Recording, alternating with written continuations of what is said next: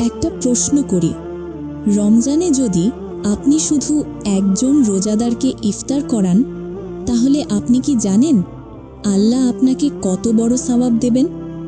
মুহাম্মদ সাল্লাল্লাহু আলাইহি ওয়াসাল্লাম বলেছেন, যে ব্যক্তি কোনো রোজাদারকে ইফতার করাবে সে ওই রোজাদারের সমান সওয়াব পাবে, কিন্তু রোজাদারের সওয়াব থেকে কিছুই কমানো হবে না।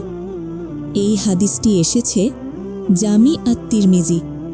একটু কল্পনা করুন, আপনি হয়তো শুধু একটা খেজুর দিলেন, এক গ্লাস পানি দিলেন, অথবা সামান্য খাবার দিলেন, কিন্তু সেই মানুষটি যখন সারাদিন রোজা রেখে আপনার দেওয়া খাবার দিয়ে ইফতার করবে, তখন তার পুরো রোজার সওয়াবের সমান সওয়াব আপনিও পেয়ে যাবেন।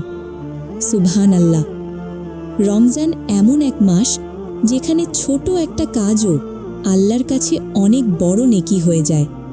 তাই এই রমজানে চেষ্টা করুন কোনো রোজাদারকে ইফতার করাতে, গরিব মানুষকে খাবার দিতে, অথবা অন্তত একটা খেজুর দিয়েও ইফতার করাতে। হয়তো এই ছোট কাজটাই কিয়ামতের দিন আপনার জন্য বড় নেকির কারণ হয়ে যাবে।